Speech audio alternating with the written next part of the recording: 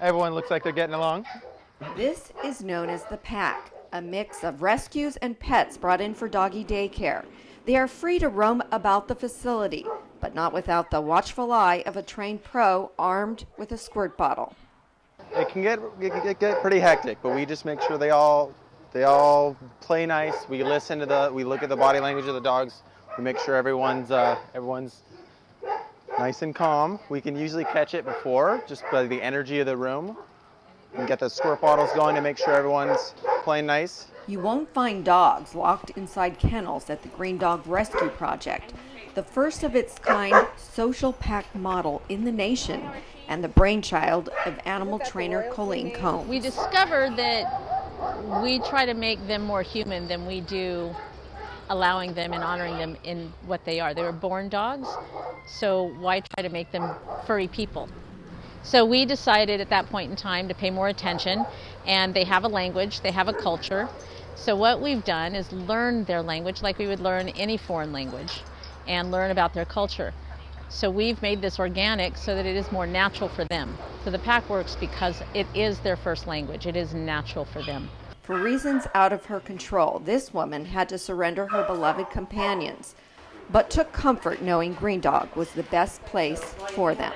Yeah, in the scope of the same breath. I mean, we're broken up because she had to let go of her dogs. That one was a reminder of her grandfather because it was his dog, and they lost him the grandfather a couple of years ago. And the joy knowing that I've got a family that's waiting for that golden retriever, so in the breadth of the same 2 minutes, it's a really low and a really high. So step by step, celebrate the high moments every time we get the opportunity, because sometimes you get too many low moments in a row and it makes you question why you keep doing what you're doing. Colleen's approach is to take dogs out of solitary confinement and introduce them to a new environment designed to create trust, sociability, and healing. I've seen a couple cases that have come in and from a shelter saying that they're aggressive, not good with dogs, and then we bring them in the pack and it's a whole different dog, and then they're adopted out like a week later and they've been in a shelter for a year saying that they're not adopted or they're aggressive or whatever.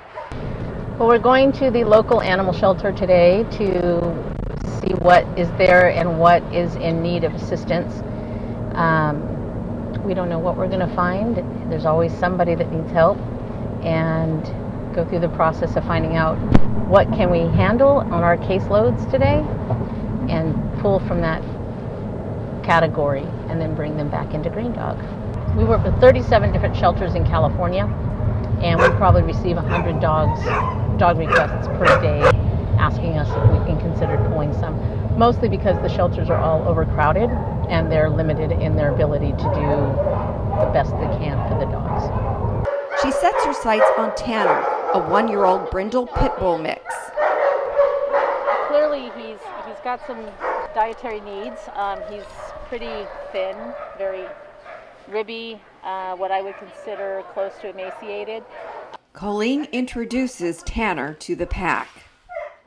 The method that we're using, we're hoping to help influence the shelters so that they can have more social interaction with the dogs one-on-one, in pack groups, in the community groups, which is the way that dogs socialize. They do live that way. That's very natural for them.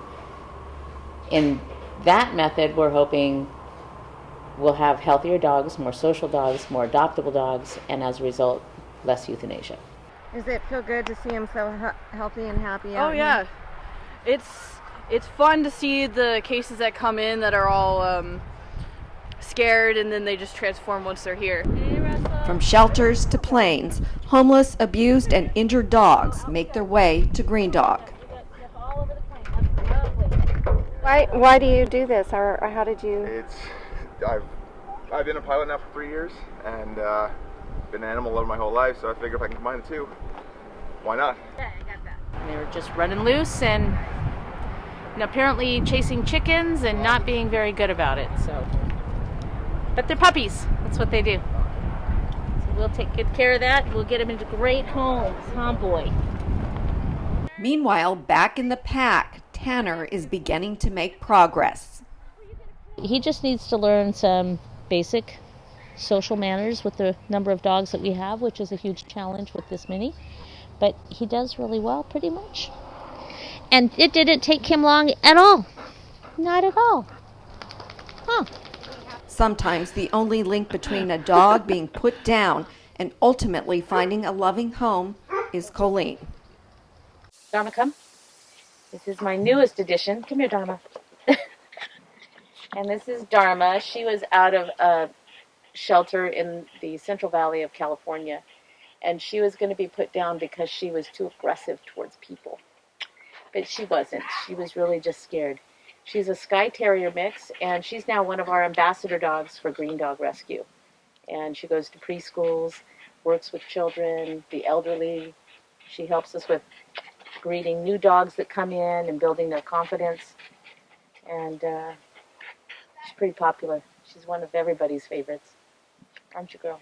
Douglas Keene, a celebrity chef and animal activist, brought a dog that was about to be euthanized at a traditional shelter to Green Dog.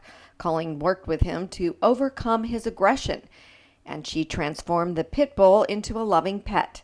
That convinced Douglas he wanted to become a financial partner in Green Dog. The fact that I had a small part to help Green Dog, to help Colleen get Green Dog started, and to see all the success, meaning the animals finding a home, and that means a lot. That's probably my biggest accomplishment personally that I would like to kind of just remember. People have asked me, what are you most proud of?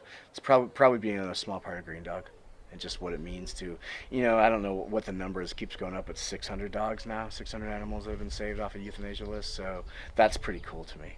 Big heavy belly on that one. Oh my gosh! Somebody's got a wormy belly. On this day, 27 hot and exhausted dogs arrived from the Central Valley to Green Dog. A team of volunteers are there to handle the Central load. Valley has a kind of a unique situation. It's a lot of low income, a lot of farm property, and dogs are just not high up on the totem pole. They're oftentimes thrown out in fields. They're just tossed out, kind of like you see feral cats. Anything? Hang on. Good. This is a little girl. This is a little boy. 6.8. Another one of the Doxies. Those that are spayed or neutered and in good health will be introduced to the pack, free to explore, socialize, and eventually become adoptable. We're not the only rescue up here, and we like to collaborate. So we were asked yesterday if we wanted to collaborate and work with 2 other rescue groups, 3 initially, to bring their dogs up. We have a large van, so we agreed, scrambled around, got all of these dogs organized with transporters from areas such as Fresno and Visalia and Manteca, Modesto, everything down Central Valley, all over the place, Porterville. A lot of lives were saved today. So it took a lot of manpower, last-minute planning, got them all up here. Tanner is a perfect example of how the model works. After sitting in a traditional shelter for months, at Green Dog he found his forever home in just 2 weeks. He is a good pet for you. He's a good boy.